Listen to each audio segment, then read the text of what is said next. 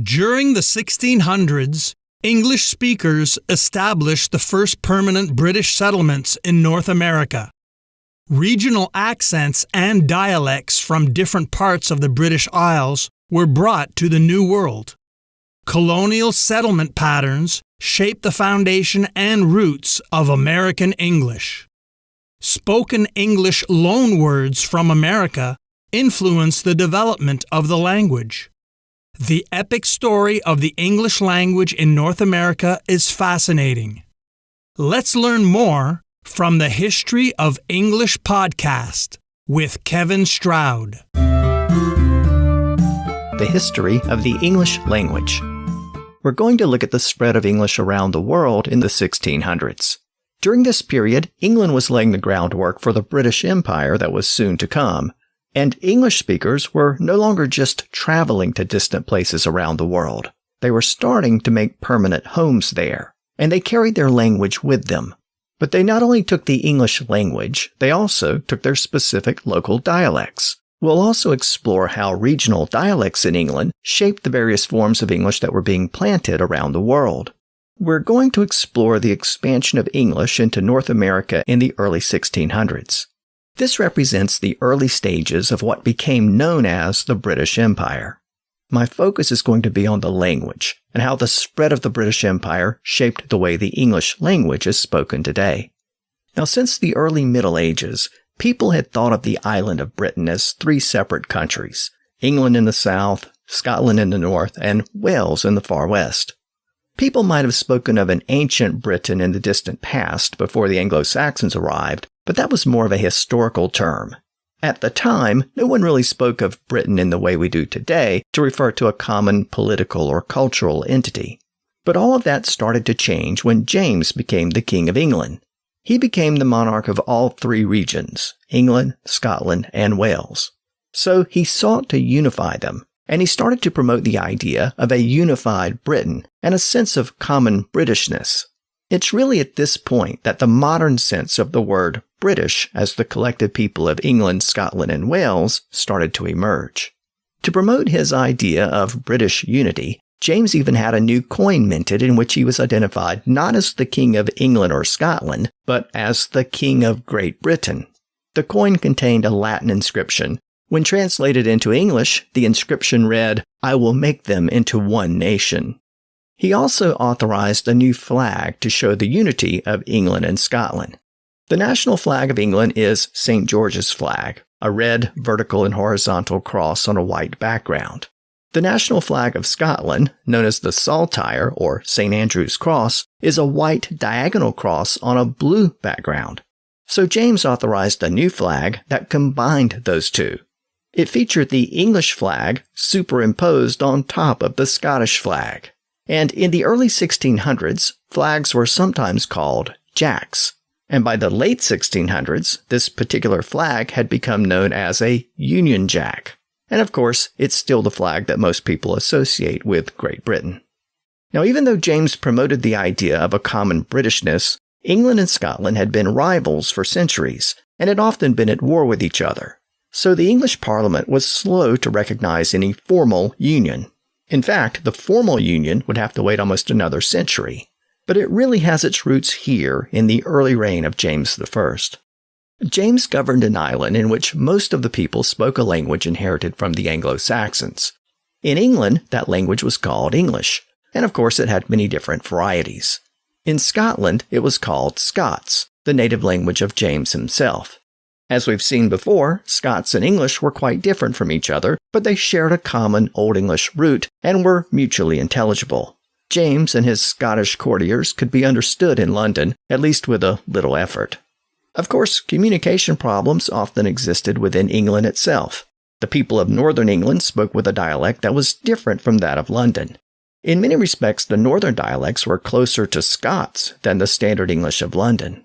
Similarly, the people in the West Country, in the western part of England, also had a unique dialect.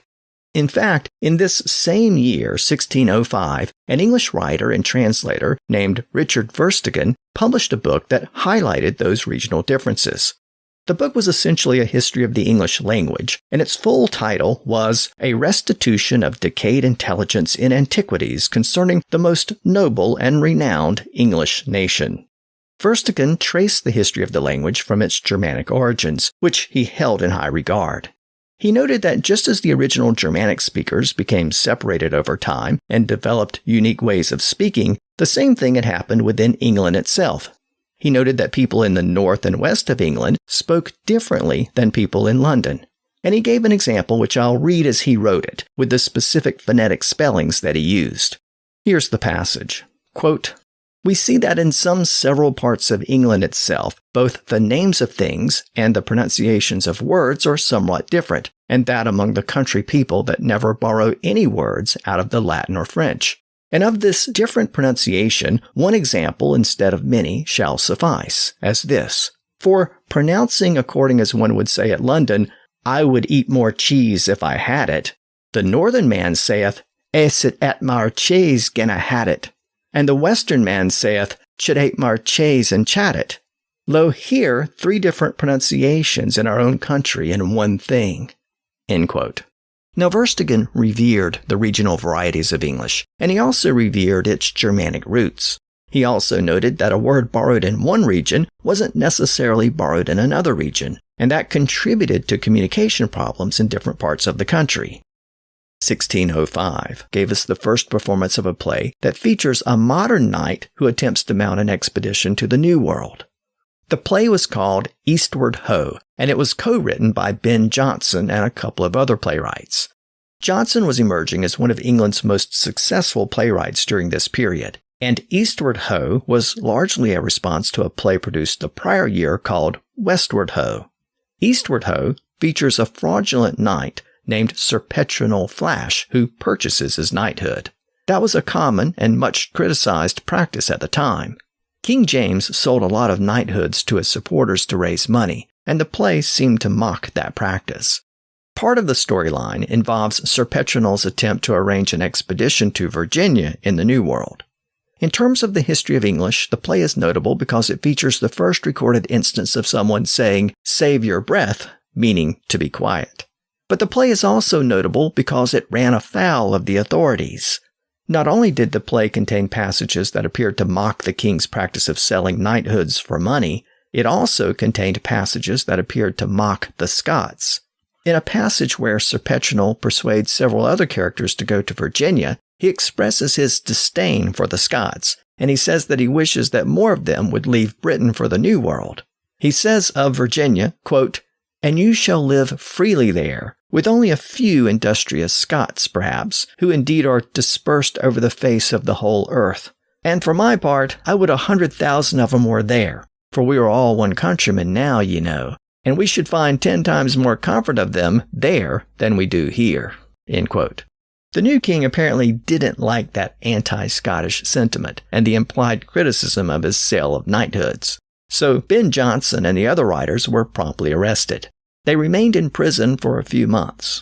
Fortunately, they had friends in high places who were eventually able to secure their release.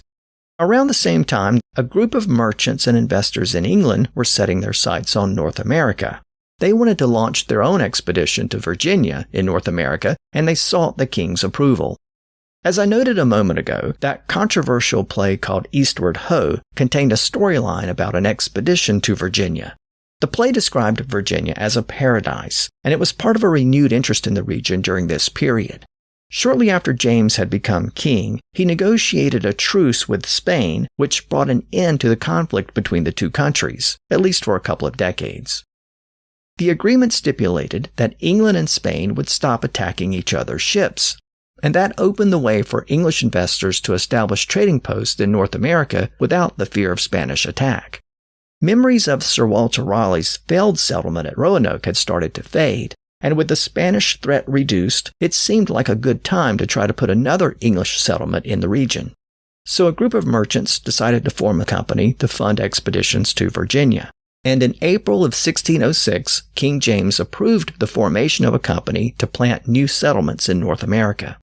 With the king's permission in writing, plans were soon underway to gather volunteers and supplies to mount another expedition to Virginia.